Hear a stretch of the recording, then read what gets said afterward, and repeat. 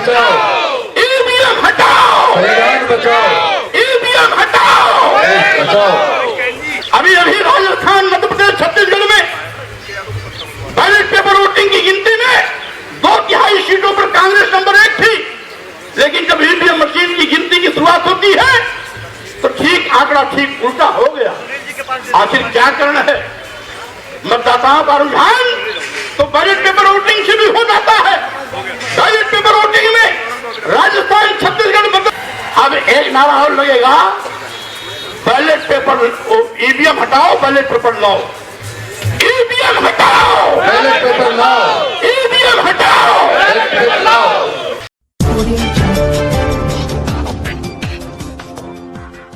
प्रदेश के कांग्रेस नंबर 1 तो EVM machine में भाजपा नंबर 1 कैसे? उत्तर प्रदेश के विधानसभा चुनाव में 403 में से 309 सीटों पर Samajwadi party ballot paper voting में नंबर 1, तो ईवीएम की गिनती में भाजपा भारी कैसे हो जाती है? तो कहीं न कहीं दाल में काला है, कहीं न कहीं दाल में काला है, इसलिए पूरी दाल काली हो गई। हमारे कुछ साथी कह रहे हैं, सही बात कह रहे हैं कि आज ईवीएम लोकतंत्र के लिए अभिशाप बन गई।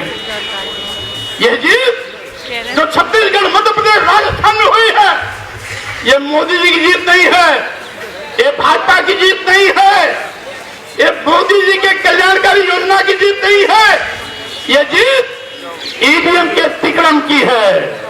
और ये जीत ईवीएम के तिकड़म की है, तो इसलिए तिकड़म खत्म हो तभी संभव है जब ईवीएम का इस्तेमाल खत्म हो।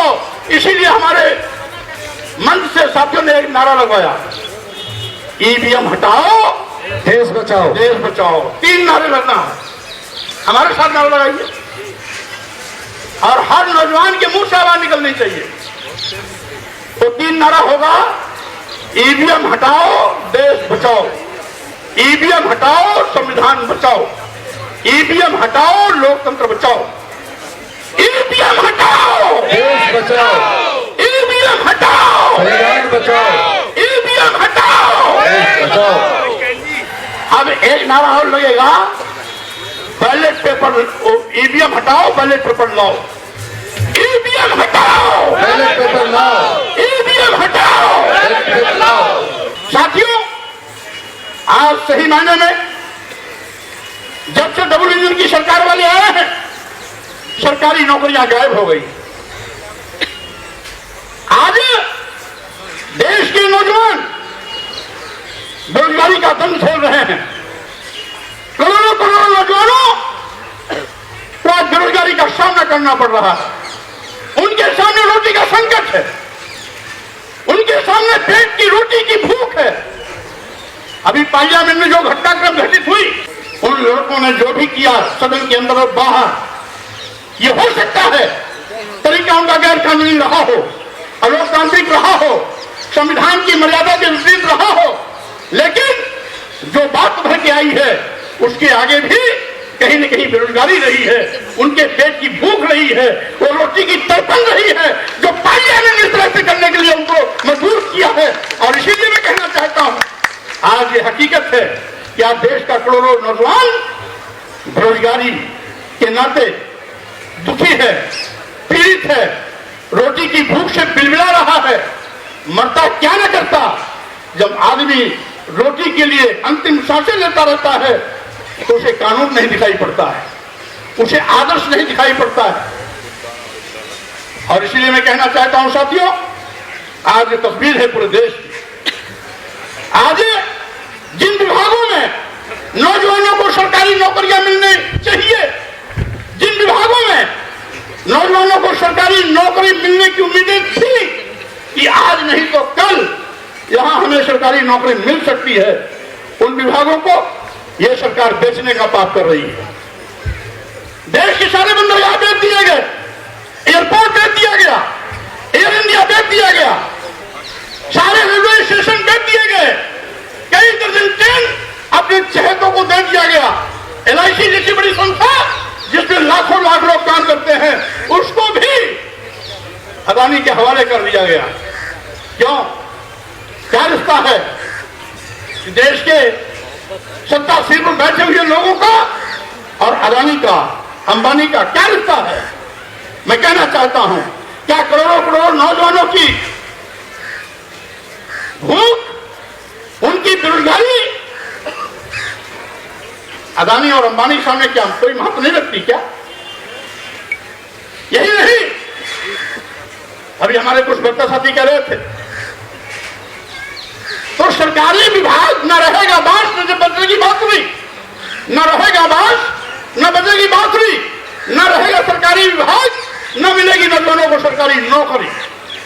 इसलिए इसी तक पर इन्होंने तो अभी बेचने का नमूना पेश किया है। अगर ये ज्यादा दिन तक रह गए तो बारी बारी सभी विभाग उद्योगपतियों के हवाले हो जाएंगे। हमेशा हमेशा नौजवान हाथ मलता रह जाएगा, सरकारी नौकरी कभी नसीब होने वाली नहीं रहेगी। इससे सावधान हो जाना। यह केवल अनुसूचित जात, अनुसूचित जनजात और पिछड़े वर्गों के ही सम्मान की बात नहीं, उनके हक हकूक अधिकार की बात नहीं, बल्कि सामान्य वर्ग के भी देश के उन नौजवानों के सामने बेरोजगारी की संकट खड़े होने जा रही है, उनके लिए भी आगाह करने की यह चेतावनी है। जो कुछ भी हो रहा है, समय रहते देश का नौजवान नहीं जगेगा तो स्वाभाविक रूप से खामियाजा उसका कल आने वाले दिनों में इन नौजवानों को भी उठाना पड़ेगा। मैं कहना चाहता हूं, किसानों की दुहाई देने वाले, किसानों को दुगना लाभ देने का वादा करने वाले लोग किसानों को दुगना लाभ प्राप्त नहीं दिलाता। अलबत्ते जब जब किसानों के खेत में उत्पाद पैदा होता है तो क्या सरकारी के नदारद हो जाते हैं। किसानों को अपना उपज बिचौलियों के माध्यम से बेचना पड़ता है। औने पौने दामों में उनको अपनी घर गृहस्थी, घर परिवार की रोजी रोटी, बेटे बेटी की पढ़ाई, डॉक्टरी के लिए उनको पैसे की आवश्यकता होती है, तो मजबूरी में उनका अपना उत्पाद बेचना पड़ता है। आज उत्तर प्रदेश और देश बड़े पैमाने पर अराजकता का माहौल है। किसान अपने हक के लिए लड़ता है। हजारों लोगों को जान देनी पड़ी, तब जाकर के किसान विरोधी जो किसान बिल आ रहा था, सरकार उसको वापस ली। संघर्ष में ताकत है। अगर किसान बिल वापस हो सकता है तो जो भी सरकार गलत काम कर रहे हैं, अगर आप सड़क पर निकलेंगे तो इनको वापस कदम हटाना पड़ेगा, इनको गलत निर्णय वापस लेना पड़ेगा। यह किसानों ने साबित कर दिया कि जो लोकतंत्र में सबसे बड़ी ताकत है हमारा संघ, हमारा संगठन, हमारी भीड़, ये लोग की भीड़, लोकतंत्र की जो भीड़ है, इसमें बड़ी ताकत है। इसमें बड़ी ताकत है। भारतीय संविधान के माध्यम से जो लोकतंत्र को बाबा साहब डॉक्टर अम्बेडकर ने हमारी व्यवस्था के रूप में हमें दिया है, वो हमारी ताकत है। उस ताकत का इस्तेमाल समय समय पर हमें करने के लिए तैयार रहना चाहिए। स्वाभाविक रूप से जुल्म जाति अत्याचार वही होता है जहां जुल्म जाति अत्याचार करने वाले लोग होते हैं। जुल्म जाति अत्याचार का प्रतिकार जब किया जाता है तो जुल्म जाति अत्याचार करने वाले लोग कदम पीछे हटाते हैं। इसलिए अगर आप चुप रहेंगे, अगर जुल्म जाति अत्याचार सहते रहेंगे, जाति सहते रहेंगे, जो कुछ भी हो रहा है इसको चुप्पी मार करके देखते रहेंगे, तो जुल्म जाति अत्याचार करने वाले का हौसला बढ़ता रहेगा और साथ ही साथ यह सिलसिला ज्यादा तेजी के साथ आपके साथ और बढ़ता रहेगा। इसलिए साथियों, मैं कहना चाहता हूं, आज वक्त आ गया, बाबा साहब डॉक्टर अम्बेडकर ने जो हमें भारतीय संविधान दिया है उसी का नतीजा है कि आज हमारे घरों में भी पढ़े लिखे लोगों की एक लंबी कतार है। डॉक्टर इंजीनियर की भी एक लंबी कतार है, IAS IPS की भी एक लंबी कतार है, जज और तमाम अधिकारियों की एक लंबी कतार है, वैज्ञानिकों की भी एक लंबी कतार है, हाई कोर्ट के एडवोकेट और सुप्रीम कोर्ट के एडवोकेट की एक लंबी कतार है। अगर बाबा साहब डॉक्टर अम्बेडकर का भारतीय संविधान नहीं होता तो हमको तो पढ़ने लिखने का अधिकार भी नहीं था। सैकड़ों सालों से हमें पढ़ने लिखने से रोका गया था। नारी शूद्रो नधियताम, इस देश की स्त्रियों को, इस देश के शुद्ध समाज को, जिसे अनुसूचित जात, अनुसूचित जनजात और पिछड़ा वर्ग कहा जाता है, इसको तो पढ़ने लिखने का अधिकार ही नहीं था। ये हमारे सामाजिक परिवर्तन के महापुरुषों ने, ज्योतिबाराव फुले ने, छत्रपति शाहूजी महाराज, पेरियार रामास्वामी नायकर, बाबा साहब डॉक्टर अम्बेडकर, नारायण संत गाडगे, और उसी कड़ी को आगे बढ़ाते हुए मानवर कांशीराम जी, और उत्तर भारत में महामना रामस्वरूप वर्मा जी, पेरियार ललित सिंह यादव जी, महाराज सिंह भारती जी, बिहार के लेनिन कहे जाने वाले शहीद जगदेव कुशवाहा जी ने एक लंबा संघर्ष करके हमें इन अधिकारों को दिलाया। और जब बाबा साहब डॉक्टर अम्बेडकर को संविधान बनाने का मौका मिला तो इन सारे अधिकारों को मौलिक अधिकार के रूप में तब्दील करते हुए हमें परमानेंट हमारे सम्मान स्वाभिमान का न केवल परचम लहराना बल्कि अधिकार दे करके हमें धन भक्ति शिक्षा सम्मान से जोड़ने का भी काम किया, और जिसका नतीजा है आज बहुजन समाज आज बड़े पैमाने पर अपने सम्मान और स्वाभिमान के लिए आगे बढ़ने में सक्षम हुआ है। और इसी बहुजन समाज में बड़े पैमाने पर doctor, engineer, professor, advocate, IAS, जजेज आज तमाम बड़ी संख्या में पैदा हुए हैं। तो ये कमाल बाबा साहब डॉक्टर अम्बेडकर के भारतीय संविधान का है। इसलिए हम अपने महापुरुषों की विरासत को, महापुरुषों की ख्याति को, महापुरुषों के संघर्ष को, महापुरुषों के त्याग को हम कभी भी इस पर पानी नहीं फैलने देंगे। उनके सपनों के साथ जो भी कुठाराघात करेगा हम उसका टैग करके मुकाबला हर मौके पर करने का काम करेंगे। हम ऐसे मौके पर धन्यवाद देना चाहते हैं भाई राजेंद्र पाल गौतम जी को, जिन्होंने मिशन जय भीम के माध्यम से लगातार इस अभियान को आगे बढ़ाने का काम कर रहे हैं।